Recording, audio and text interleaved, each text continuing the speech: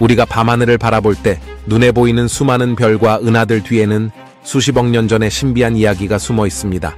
이 이야기는 우주의 탄생 순간으로 거슬러 올라가며 빛과 어둠의 경계에서 펼쳐지는 물질과 반물질의 대립, 그리고 그 대립 속에서 생겨난 우주의 비밀을 풀어냅니다. 힉스장이 만들어내는 질량, 그리고 반물질이 우주의 흐름 속에서 어떻게 사라져갔는지, 이 모든 수수께끼는 우리가 아는 물리 법칙의 경계를 넘어선 곳에 자리하고 있습니다.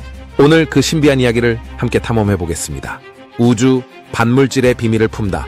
힉스장과 초기 우주의 수수께끼. 밤하늘을 올려다보면 수많은 별과 은하들이 빛을 발하고 있습니다. 이 아름다운 광경 뒤에는 우리가 이해하기 어려운 신비로운 이야기가 숨어 있습니다. 이 이야기는 우주의 시작, 빅뱅으로부터 시작됩니다. 그 시절에는 지금과는 다른, 우리가 상상할 수 없는 극도로 뜨겁고 밀도가 높은 상태의 우주가 있었습니다. 그때 물질과 반물질은 함께 탄생했습니다.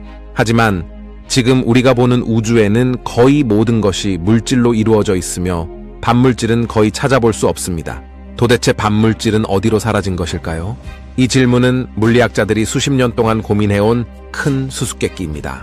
그리고 이 수수께끼를 풀기 위해선 우리는 우주의 근본적인 힘과 구조를 이해해야 합니다. 그 중에서도 특히 중요한 것이 바로 힉스장입니다. 힉스장은 우주 공간 전체에 퍼져 있는 보이지 않는 에너지장으로 우리가 알고 있는 모든 입자들이 이 힉스장과 상호작용하면서 질량을 얻는다고 합니다. 힉스장이 없었다면 우주의 모든 입자들은 질량을 가질 수 없었을 것이고 우리가 알고 있는 세상은 존재하지 않았을 것입니다. 그렇다면 힉스장이 우주 초기의 반물질과 어떤 관계가 있을까요? 이것이 바로 현대 물리학에서 가장 뜨겁게 논의되고 있는 주제 중 하나입니다. 우주 초기의 반물질과 힉스장의 관계. 우리가 알고 있는 바에 따르면 빅뱅 직후의 우주에서는 물질과 반물질이 같은 양으로 생성되었을 것입니다. 그러나 현재 우주에서는 물질만이 압도적으로 많습니다. 이 불균형이 어떻게 발생했을까요? 일부 과학자들은 힉스장이 물질과 반물질에 동일하게 작용했을 수도 있다고 생각합니다. 만약 그렇다면 물질과 반물질 사이의 비대칭성을 설명하기 위해선 다른 메커니즘이 작용했을 가능성이 높습니다.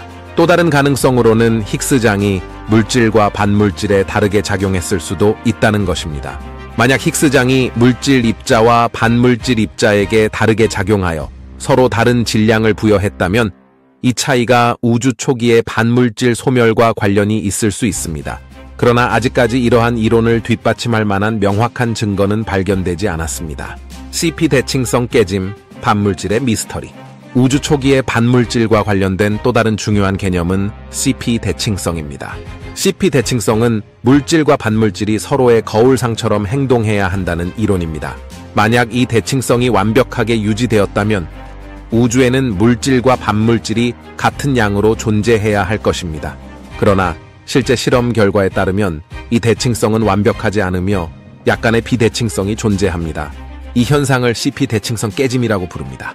1964년 과학자들은 K 중간자의 붕괴 과정에서 CP 대칭성 깨짐을 처음으로 발견했습니다. 이 발견은 물질과 반물질의 비대칭성을 설명하는 중요한 단서가 되었습니다. 하지만 이 비대칭성이 우주의 모든 반물질을 소멸시키기에 충분한지에 대해서는 여전히 많은 의문이 남아 있습니다. 새로운 입자와 힘의 존재 가능성. CP 대칭성 깨짐 외에도 우주 초기의 반물질 소멸을 설명할 수 있는 다른 이론들이 있습니다. 그중 하나는 아직 발견되지 않은 새로운 입자나 힘이 존재할 가능성입니다. 예를 들어 과학자들은 레프톤 수라는 개념을 도입하여 물질과 반물질 사이의 비대칭성을 설명하려고 합니다. 레프톤 수란 전자, 뮤온, 타우 입자와 같은 경입자들의 양자수를 의미합니다. 만약 우주 초기에서 레프톤 수를 깨는 새로운 상호작용이 있었다면 이는 물질과 반물질의 비대칭성을 설명하는데 중요한 단서가 될 수 있습니다. 또한 과학자들은 중력이 물질과 반물질에 미치는 영향이 다를 수 있다는 가능성도 고려하고 있습니다.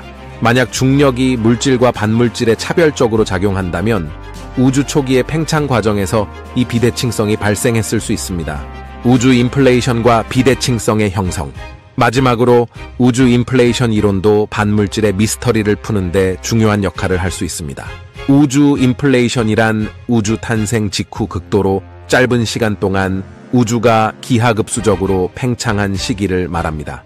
이 급팽창 과정에서 양자 요동으로 인해 미세한 비대칭이 발생할 수 있으며 이러한 비대칭이 급팽창을 통해 증폭되어 물질과 반물질의 비대칭으로 이어졌을 가능성이 있습니다.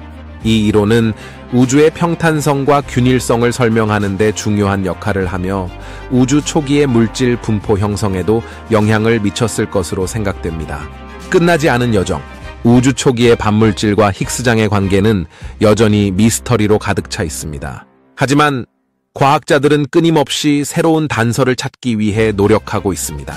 LHC, Large Hadron Collider 와 같은 거대 입자 가속기 실험은 이 미스터리를 푸는 열쇠를 제공할 수 있습니다.